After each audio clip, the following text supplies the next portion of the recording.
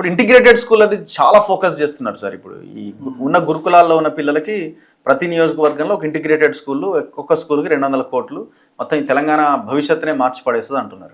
ఇప్పుడు మీరు నన్ను రెసిడెన్షియల్ ఇంటిగ్రేటెడ్ స్కూల్ ప్రియారిటా లేకపోతే నైబర్హుడ్ అంటే మనకు స్థానికంగా ఉన్నటువంటి ఆరుట్ల లాంటి స్కూళ్ళు ఇంపార్టెంటా అని అంటే నేను నైబర్హుడ్ స్కూల్సే ఇంపార్టెంట్ అండి. ఇదే ప్రియారిటీ ఇవ్వాలి, ఇది కాదు ప్రియారిటీ ఇవ్వాల్సింది. 100% ఇది ప్రపంచం మొత్తం అడ్వైజ్ చూశాను, అధ్యయనం చేశాను. మీకు ప్రపంచం మొత్తంలో పర్ క్యాపిటల్ రెసిడెన్షియల్ స్కూల్స్ ఎక్కువ ఉన్నది తెలంగాణ.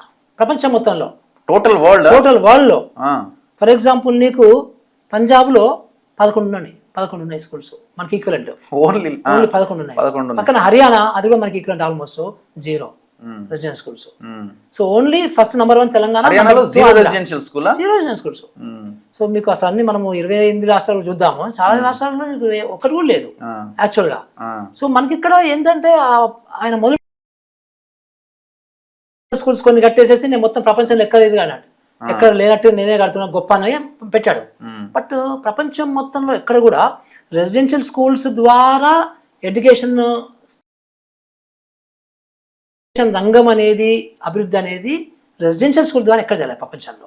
చైనాలో రెసిడెన్షియల్ స్కూల్ ఉన్నాయి. ఎక్కడ ఉన్నాయంటే ఇప్పుడు మనకి ఎట్లయితే కొండరెడ్లు, కొల్లాంలు, ప్రిమిటివ్ ట్రైబ్స్ ఉన్నారు కదా, అలాంటి చోట ఎథనిక్ మైనారిటీస్ అంటారు, అంటే మౌంటైన్స్ లో పర్వతాలు నివసిస్తారు, అసలు వాళ్ళకి 0 లిటరసీ ఉంటుంది. అక్కడ రెసిడెన్షియల్ స్కూల్స్ పెట్టారు. మనకు ఎస్ఆర్ శంకర్ గారు అప్పుడు ఆశ్రమ్ స్కూల్స్ పెట్టినట్టుగా, సో పివి నరసింహారావు గారు ఒకటి 2 స్టార్ట్ చేసినట్టుగా.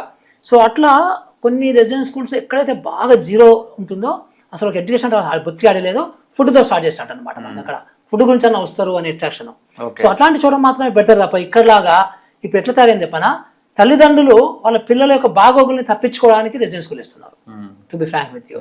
సో ఇంట్లో ఉంటే ఊరికే అవి చూస్తారు ఇవి చూస్తారు అని తల్లిదండ్రులు కూడా బాధపడుతున్నారు. సో దానికి కరెక్ట్ సొల్యూషన్ ఏంటంటే ఆరుట్ల లాంటి ఒక sports, extra curricular activities, so breakfast, lunch, evening snacks, ఒక సెమీ రెసిడెన్షియల్ వాతావరణము, ఒక మంచి వాతావరణం పెట్టి పిల్లల్ని ఎంగేజ్ చేయాలి. సో ఈవినింగ్ 6:30, 7:30, 8:30 వరకు ఎంగేజ్ చేయాలి. అంటే చదువు అంటే విద్య అంటే ఊరికి చదవడం కాదు. సో పిల్లలు చెస్ ఆడాలి, క్యారమ్స్ ఆడాలి, షటిల్ బ్యాడ్మింటన్ ఆడాలి, టేబుల్ టెన్నిస్ ఆడాలి. So that's what. సో లైబ్రరీలో కూర్చోవాలి సాయంత్రం వరకు అవసరం అనుకుంటే. సో చిన్న చిన్న మీటింగ్లు పెట్టుకోవాలి, ఒక ఇంగ్లీష్ క్లబ్ ఉండాలి, ఒక సైన్స్ క్లబ్ ఉండాలి, ఒక ఫోటోగ్రఫీ క్లబ్ ఉండాలి, సో ఒక ఎన్విరాన్మెంట్ క్లబ్ ఉండాలి.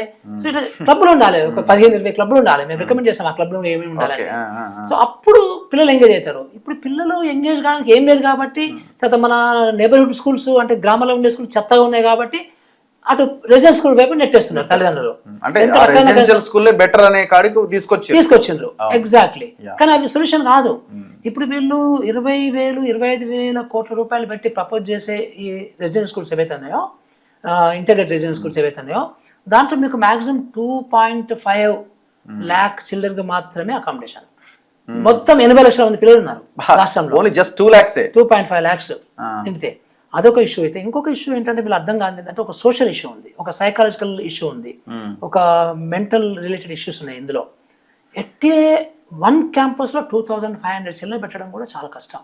అంటే మనకి అంటే మనకి యాజ్ ఏ సొసైటీ అట్లాంటి వాళ్ళని ఒక దగ్గర పెట్టి వాళ్ళకి కేరింగ్ చూడడము, వాళ్ళ యొక్క బాగోగులు చూడడము, తర్వాత డిఫరెంట్ కమ్యూనిటీస్, ఆ ఆస్పెక్ట్ కూడా వీళ్ళు గవర్నమెంట్ ఆలోచించాలంటే నాకు అవ్వలేదు. 2,500 క్యాంపస్ లో అది చాలా కష్టమైన పని.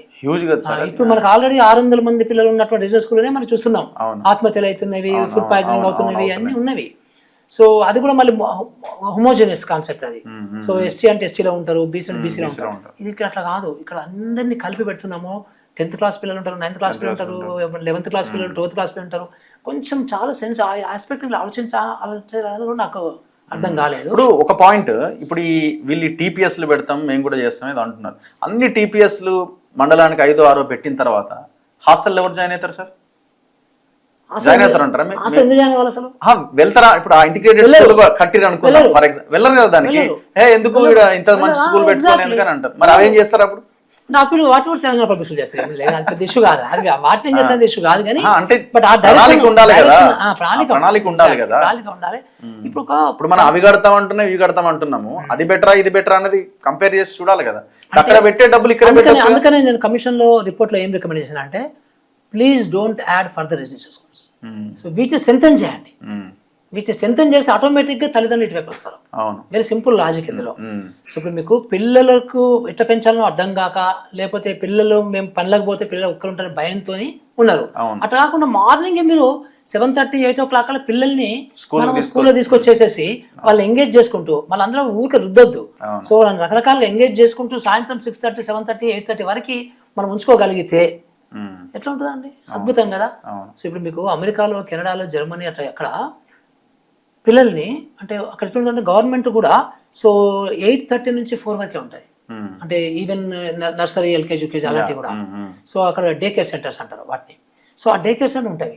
తర్వాత ఒక్కొక్కసారి దూరం నుంచి ఉంటే వాళ్ళకి 5 o'clock, 4 తర్వాత ఉండరు. మళ్ళీ దాని పక్కనే ఒక డబ్బులతోని కొనే మళ్ళీ అది ఉంటుంది, దాన్ని కానుకొనే ఉంటుంది ఇంకోటి, అంటే ఎక్స్ట్రా అవర్స్కి.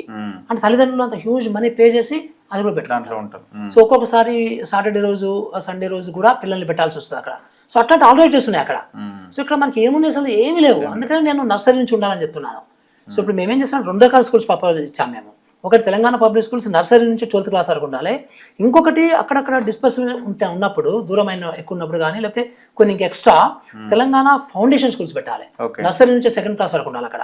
సో 3rd క్లాస్ నుంచి మళ్ళీ ఇక్కడ రావాలి తెలంగాణ పబ్లిక్ స్కూల్స్కి. అంటే అట్లా ఒక కాంప్రహెన్సివ్ స్ట్రక్చర్ని మేము ప్రపోజ్ చేసామన్నమాట. సో చాలా మంది తెలంగాణ పబ్లిక్ ఒకటే అనుకుంటున్నారు, తెలంగాణ ఫౌండేషన్ స్కూల్ కూడా పెట్టాలని కూడా మా కాన్సెప్ట్ పెట్టామన్నమాట. అది కానీ ఉండగలిగితే మీరు అన్నట్టు అసలు హాస్టల్స్ పోరు, అంటే వెల్ఫేర్ హాస్టల్స్ లో పోరు, వెల్ఫేర్ హాస్టల్స్ లో పోరు. తర్వాత రెసిడెన్షియల్స్ కూడా తగ్గిపోద్ది, బాగా తగ్గిపోద్ది, గణనీయంగా తగ్గిపోద్ది. సో అట్లా అనమాట. దట్ ఈస్ అలాంటి ఒక థింకింగ్ అనేది గవర్నమెంట్. ఇప్పుడు గవర్నమెంట్ ప్రియారిటీ మీరు అంటున్న వాళ్ళు అంటున్న ఇంటిగ్రేటెడ్ అయిపోయింది, టీపీఎస్ ప్రియారిటీ సెకండరీ అయిపోయింది. అది టీపీఎస్ అనే దానికంటే నేబర్హుడ్ స్కూల్స్ మన నేబర్హుడ్ స్కూల్స్. సో టీపీఎస్ అనేది ఒక మోడల్, ఎందుకంటే చెప్పుకోవడానికి బాగుంటుంది అనేది, ప్లస్ అది ఒకటి